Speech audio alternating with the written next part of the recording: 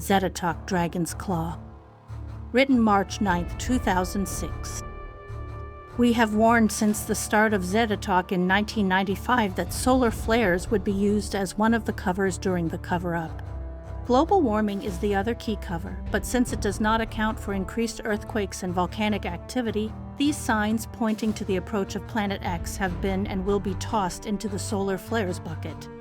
It is emissions from the sun causing the core of the Earth to roil, thus the plates to become restless and move about and the volcanoes to burp and ooze.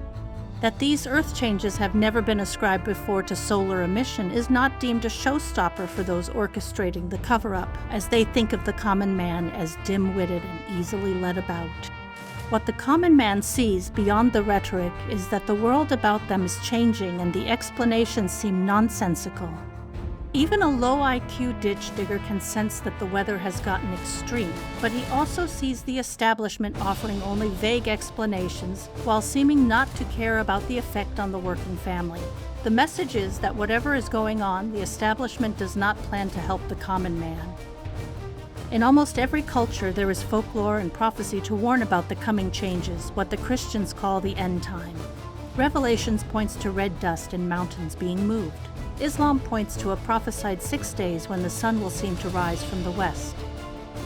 And quite outside of organized religion are the prophets in almost every tongue and backwater and island chain who have described what to look for, signs in the skies, and what these signs will lead to.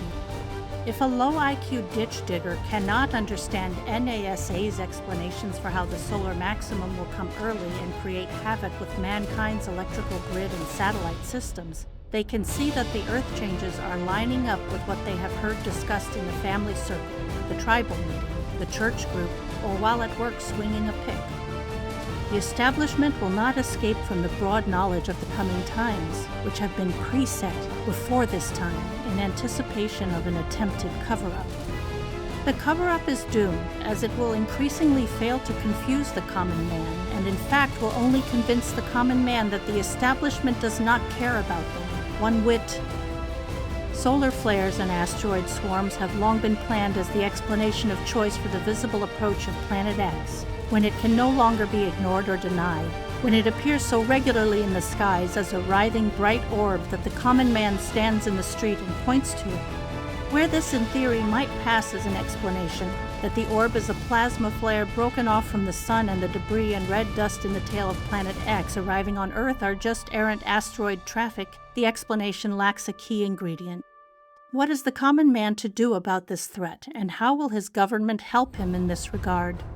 The common man of even a low IQ understands when he is being insulted or deserted or lied to. Even an animal can sense when a human means it harm, all quite outside of the ability to process the words being spoken. If this were really a plasma flare thrown off by the sun, then where is this leading?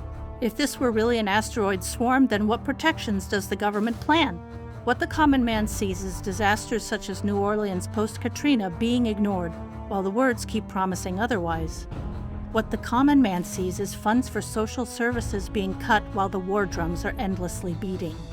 What the common man can conclude for himself is that the establishment is circling the wagons, and the safe zone inside those wagons will not include the common man working hard every day and paying his taxes. And what about those of high IQ, who can research the past and conclude that plasma flares do not launch from the sun to be seen millions of miles to either side of the sun, and solar emissions do not create quakes and volcanic eruptions? Those who chose to believe these expanded cover-up explanations are doing so out of desperation, an inability to deal with reality, a need to deny what they cannot deal with. For all the rest, the cover-up will be doing itself in. Death by its own hands, as the absurdity of the explanations will prove what the cover-up hopes to disprove, that there is a presence in the inner solar system that the establishment does not want any but the elite to be aware of. Once again, the result of these maneuvers is to alienate the common man, engineers, doctors, teachers, and all. If they don't believe the explanations being given, then what? Martial law to prevent any questions from being asked, to prevent any truth from being published?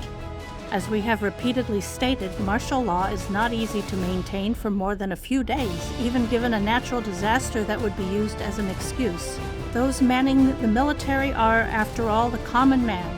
What of their families? What plans does the government have for caring for all the dependents living near the bases? Once again, the emotional message comes through as truth, as empty promises made to New Orleans post-Katrina show. When the facts counter the message, the facts are listened to. So where does that leave the lying establishment when the dragon's claws start to reach down to earth and rip aside the cover-up? If the adage that hell hath no fury like a woman scorned is true, then the fury of the common man when they realize they have been lied to about what is coming will be without bounds. The dragon's claws will claw more than the earth, her lands and peoples. It will rip to shred those in the establishment who have participated in the cover-up, leaving them with nowhere to run and no resources to hide behind.